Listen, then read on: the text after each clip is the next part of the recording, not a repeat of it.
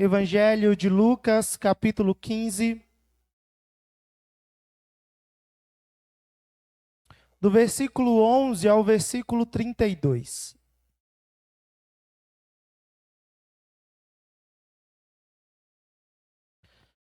Eu farei a leitura e eu peço que a igreja fique atenta à leitura, acompanhe comigo. Diz assim: Continuou.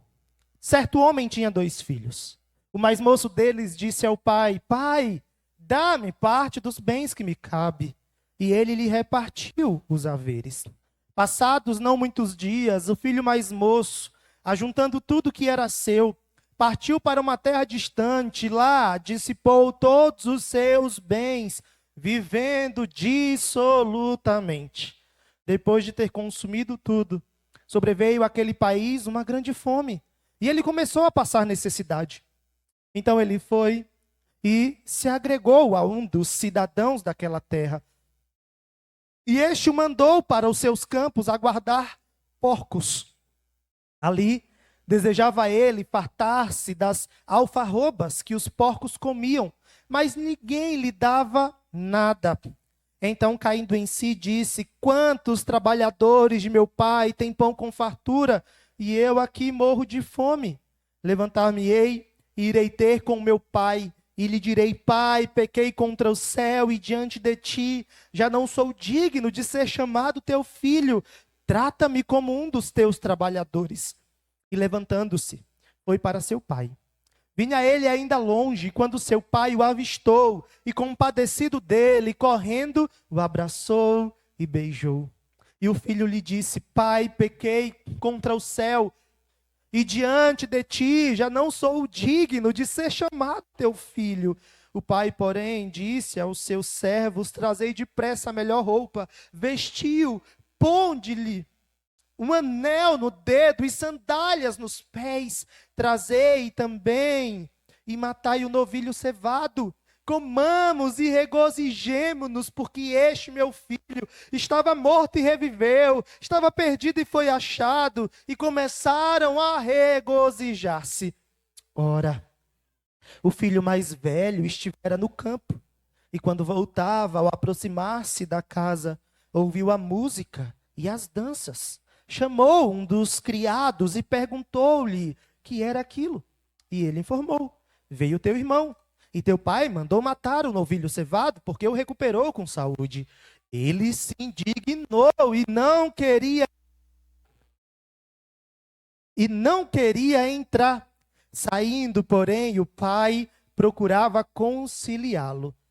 Mas ele respondeu a seu pai: Há tantos anos que te sirvo sem jamais transgredir uma ordem tua, e nunca me deste um cabrito sequer para alegrar-me com os meus amigos. Vindo, porém, este teu filho, que desperdiçou os teus bens com meretrizes, tu mandastes matar para ele o novilho cevado? Então lhe respondeu o pai: Meu filho, tu sempre estás comigo. Tudo o que é meu é teu. Entretanto, era preciso que nos regozijássemos e nos alegrássemos, porque este teu irmão estava morto e reviveu, estava perdido e foi achado. Amém. Essa é uma parábola conhecida, né? Muito conhecida. Essa é uma parábola que a gente conhece de trás para frente. A gente já ouviu, já leu, já memorizou. Mas de tanto que nós guardamos e memorizamos, nós nos esquecemos que esta parábola também serve para nós. Essa é uma parábola que é tratada muito pensando no filho que estava fora de casa, do filho que se desviou. Mas essa parábola também fala de um filho dentro de casa. Portanto, essa mensagem nos alerta sobre o fato de estarmos em pé e não cairmos. Aquele que está de pé, cuide para que não caia. Mas ela também nos alerta para o fato de que podemos estar dentro da igreja, Podemos estar convivendo entre irmãos e convivendo com o Pai e ainda assim não ter entendido o Evangelho como deveríamos. Qual é o contexto em torno desta parábola? Para você entender o motivo da parábola e o que o Senhor ensina aqui, você precisa voltar no início do capítulo 15. E nós vamos ler o versículo 1 e o versículo 2. Nós vamos ler juntos esses dois versículos e nós vamos entender o porquê que Jesus conta em seguida 3 parábolas que falam sobre coisas perdidas. E termina a parábola com a conhecida parábola do filho pródigo. Leiamos juntos. Aproximavam-se de Jesus.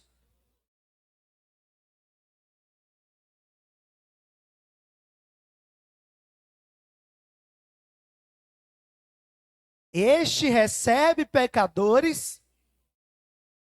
Aproximava-se de Jesus, todos os publicanos e pecadores para o ouvir. E murmuravam os fariseus e os escribas. Aproximavam-se de Jesus pessoas que eram pecadoras, miseráveis, que se reconheciam como falhas, que estavam em busca de uma mensagem do Senhor, ouvindo aquela mensagem preciosa como pecadores, e estavam se aproximando de Jesus também, homens como os fariseus, como os publicanos, que se achavam os de dentro de casa, que se achavam os melhores, os que cumpriam a lei, os que estavam de fato justificados por suas obras, pelo que faziam. Daí você consegue entender por que Jesus conta para nós a parábola do filho pródigo. E essa é uma das mais conhecidas de Jesus. Reflete na parábola a natureza do arrependimento, a necessidade do perdão. E eu quero que a gente pense nas pessoas da parábola. Nós temos as partes dessa parábola. E cada parte dela mostra atitudes do filho que se perdeu, do pai que o recebeu e do filho que estava em casa. Então eu quero estruturar esta mensagem com base nesses personagens, ou nessas personagens. Primeiro, o amor do pai. Você achou que eu ia começar com o filho que se perdeu, né? Mas eu quero começar com o amor do pai. O amor de Deus nos constrange, irmãos. Nós éramos indignos, falhos, dignos do inferno, perdidos. E o Senhor Deus enviou seu único filho para nos salvar. E é uma parte da parábola que fala de um pai que concede o que o filho pede. O filho pediu parte da herança e aquilo era ofensivo, irmãos. Para o pai, ela machucava o pai. Machucava o pai porque era como se o filho estivesse dizendo: eu não quero conviver contigo mais, eu quero a minha vida. Ele pediu a herança ou a parte que lhe cabia, enquanto o pai ainda estava vivo. E o pai foi machucado desde o início. A parábola nos conta a história de um pai ferido por seu filho. E é interessante que quando a gente pensa no relacionamento de Deus para conosco, nós ferimos a Deus. Nós escolhemos errar. Nós escolhemos viver longe do Pai. Nós escolhemos viver em detrimento do Pai. Nós fizemos a mesma coisa. E aí o Pai diz o quê? O filho volta. E quando o filho volta, o pai demonstra do seu amor incondicional.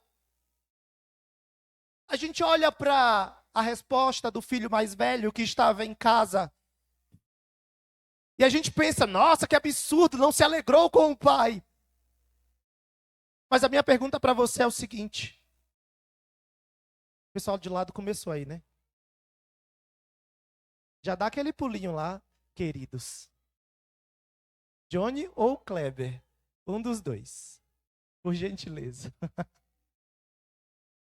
É na hora que eu vou pregar, né? Eu vou pregar, aí as músicas começam. Mas o que nós temos nesta história é uma atitude de um filho mais velho que a gente se revolta quando lê, mas a minha pergunta para você é: será que você não agiria igual? Será que você não se revoltaria da mesma maneira? O filho pediu a herança. O filho pediu a herança. Saiu. Esbanjou. Volta para casa. E a atitude do pai é, antes que o filho chegasse até ele, ele corre até o filho. Quem foi que correu até nós, irmãos? Quem foi que enviou o seu filho até nós para nos salvar? A impressão que essa parábola passa era de um pai que ficava esperando o retorno do seu filho. Amor. Amor que alcançou o filho, mesmo o filho não merecendo absolutamente nada. Amor que alcançou você. Você merecia o inferno. Mas o pai, que aponta, que representa que a própria misericórdia e o amor incondicional de Deus, age com compaixão ao abraçar o filho perdido, ao redimir aquele que estava perdido. E esse amor, irmãos, não é um amor que não faz nada. É um amor ativo. Não é um amor que é passivo, que não age, que espera. Deus, em seu amor, providenciou tudo na sua vida. Agora, será que ouvir tudo isso? Será que ouvir de um pai que te redimiu, que agiu com você, que cuidou de você, que cuida todos os dias, que te alcançou com a graça, com a misericórdia, que te sustenta, que é o Deus da provisão? Será que ouvir tudo isso não te constrange em dizer: Deus, eu não quero te servir?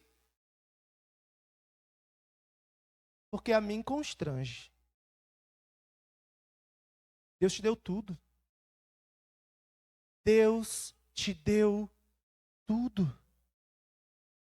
Só que muitas vezes nós agimos como se tudo dependesse do nosso braço. Esperar em Deus por quê?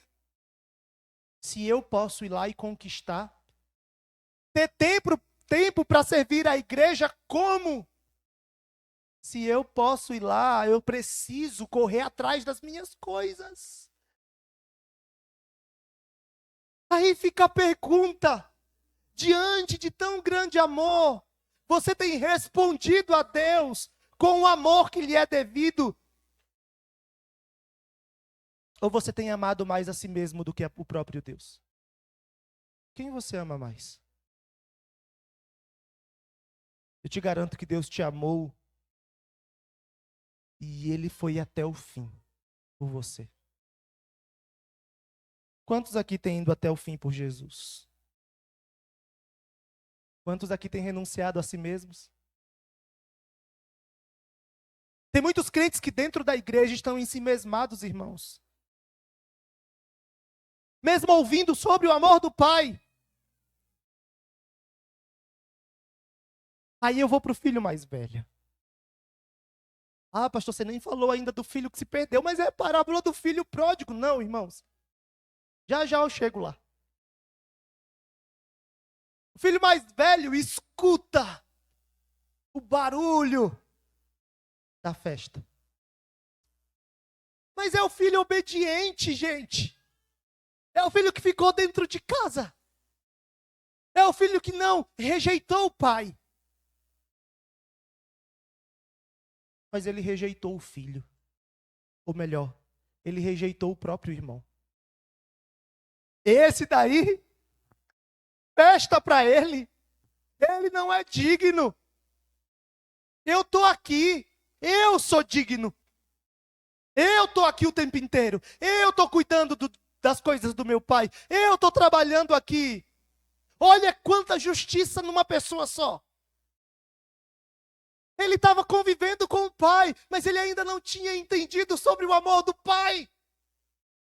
E ele rejeitou o próprio irmão. Ele rejeitou a atitude de amor do pai.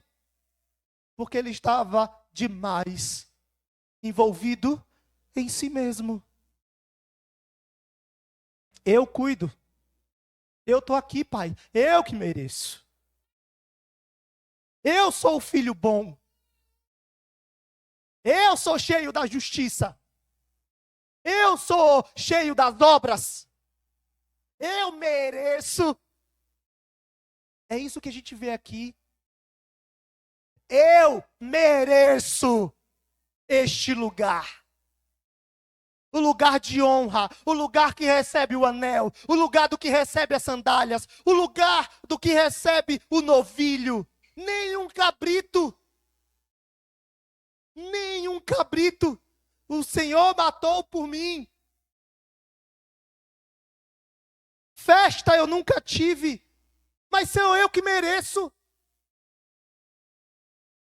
E qual é a ideia da parábola, irmãos? Nem o filho que foi embora merecia, nem o filho que estava dentro merecia. Nenhum dos dois. Dos dois, aquele que estava em casa e aquele que estava perdido, foram alvos da mesma graça. Mas um mostrou a sua revolta saindo de casa, abandonando tudo, largando tudo e se entregando aos próprios prazeres. E o outro mostrou seu coração pecador, mesmo estando dentro de casa. Lembra dos fariseus? Lembra dos publicanos? Os fariseus e os publicanos se sentiam merecedores. Eles eram dignos desta graça. Eles eram dignos deste amor. Será que você não se sente merecedor também? Será que você não se sente tão merecedor que você se sente em condições de dizer: Deus, eu não quero te servir? Será que nós não estamos como o filho mais velho dentro de casa, dizendo para Deus: quem precisa de você, quem precisa de mim é você, Deus? Será que nós não estamos dentro de casa, dizendo para Deus: olha, Pai, eu me amo demais, então eu não tenho tempo para ti não, eu sou digno demais, quem precisa de mim é o Senhor. Será que nós não estamos dentro de casa, dizendo para Deus que somos merecedores desta cadeira? Esse lugar é meu. Eu sou digno de estar aqui. Eu sou tão bonzinho. Eu obedeço. Eu venho nos cultos. Eu oro todo dia. Eu leio a Bíblia todo dia. As pessoas da minha família, todo mundo sabe que eu sou crente. Será que a gente não está agindo da mesma maneira? Dizendo: eu sou digno sim. Eu mereço a festa. Eu mereço. Eu mereço, Pai. Esse aí não. Ele não fez nada. Aí a Bíblia fala que a salvação é por obras, irmãos. É por quem faz mais? Não, irmãos, graça. Todos nós estamos na mesma condição. O mais bonzinho desta igreja merecia o inferno tanto quanto os outros. Portanto, nós não somos merecedores do amor de Deus. E nós não estamos aqui para reivindicar os nossos privilégios. Olha que interessante. São 3 parábolas que falam de coisas perdidas. Em sequência. E a última parábola fala de 2 coisas perdidas. A última parábola fala de 2 filhos perdidos. A última parábola, porque a gente lê a parábola e a parábola é o tema. Lembra que isso aí, esse tema escrito em cima do versículo 11, é o do 11? Deixa eu conferir. Isso, é do 11. Em cima do versículo 11, a parábola do filho pródigo. Isso aí foi colocada pela Sociedade Bíblica do Brasil, né? E aí todo mundo conhece como a parábola do filho pródigo. A parábola do filho perdido. Mas na verdade, irmãos, essa parábola fala de 2 filhos perdidos. 2 filhos que foram alvos do amor do pai. Um dentro e um fora. A diferença é que o filho mais novo mostrou isso claramente. E o filho mais velho, fariseu, publicano, mostrou isso dentro de casa. Ele se sentia digno. Será que você não se sente digno? Será que você não se sente merecedor destas cadeiras? Será que você não acha que é Deus que precisa de você?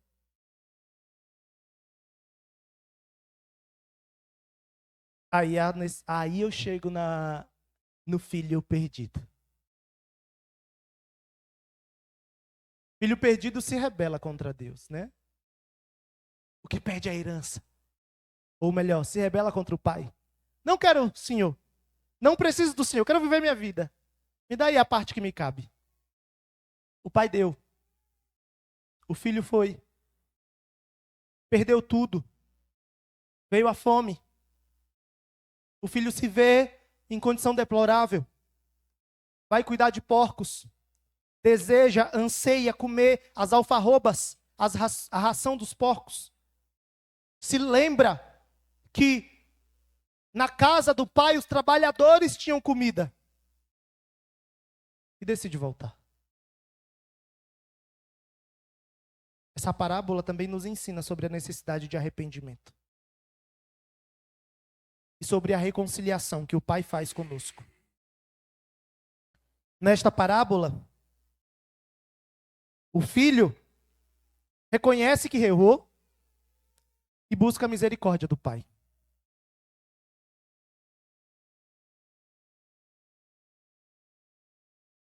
Talvez você não tenha se rebelado. Mas a minha pergunta é: será que não há nada para se arrepender hoje?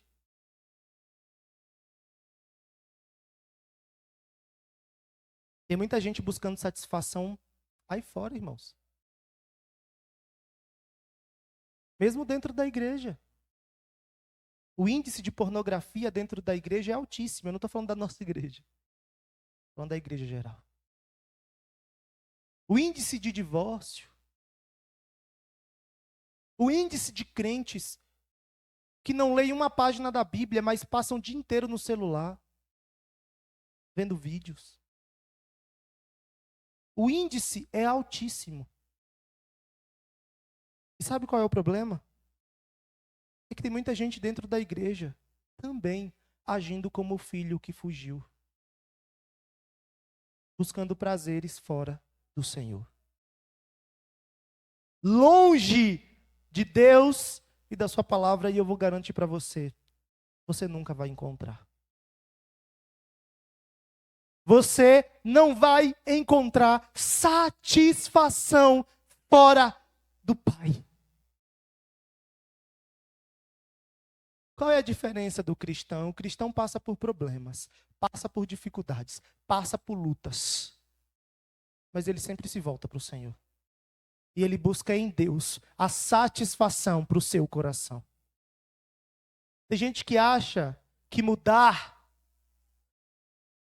tudo na vida vai saciar a ausência de satisfação. Não vai. O que eu aprendo na palavra é que eu posso estar sendo perseguido. Posso perder tudo. Posso não ter absolutamente nada. Mas se eu tiver Jesus, eu estarei satisfeito.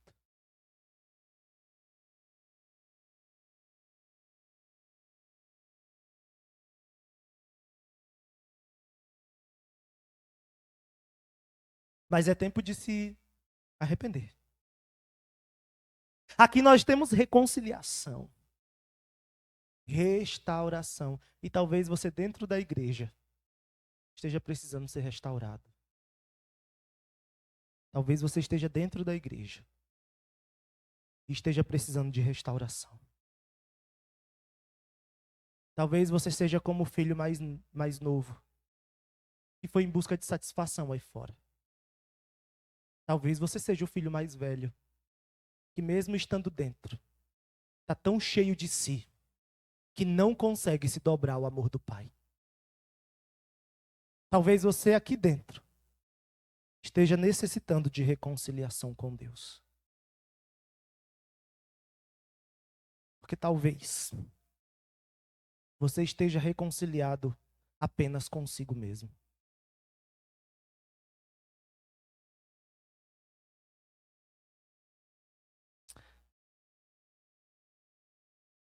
Essa parábola nos incentiva, e eu vou caminhando para o final, a reconhecer as áreas de afastamento e de retorno. Quais são as áreas da sua vida que hoje você se vê afastado do Senhor? E se eu não disser nada que te motive a se reconciliar com Deus, eu acredito que o amor do Pai é suficiente. Nós não precisamos de ninguém nos dando motivos a mais para nos prostrarmos e nos reconciliarmos com Deus. Porque o amor dele é suficiente para que eu e você vivamos prostrados diante de Deus. E eu finalizo com uma parábola, ou melhor, não com uma parábola, né? Como a festa que a parábola apresenta. Quando há arrependimento, há festa, há alegria. Quando você está reconciliado com o Pai, existe festa. Quando o pecador se arrepende, existe festa. Quando mesmo dentro da igreja, você se prostra diante de Deus, clama por perdão, há festa. Quando estamos com o coração quebrantado de fato, há festa. Celebração. Alegria por cada um que se arrepende. Então aceite o amor e a misericórdia de Deus. Olhe para o amor e para a misericórdia de Deus.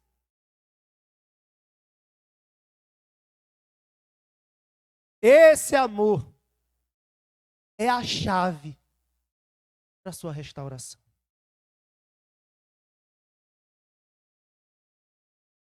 Eu posso fazer o que eu posso fazer malabarismo aqui na frente.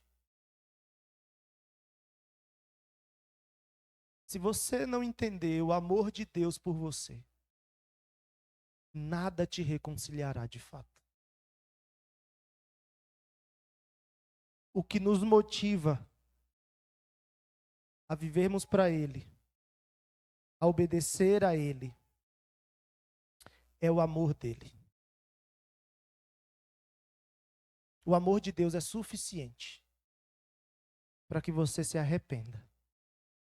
O amor de Deus é suficiente para que você se reconcilie. O amor de Deus é suficiente para que você volte aonde se perdeu. Ajoelhe-se e, se necessita, reconcilie-se com Deus.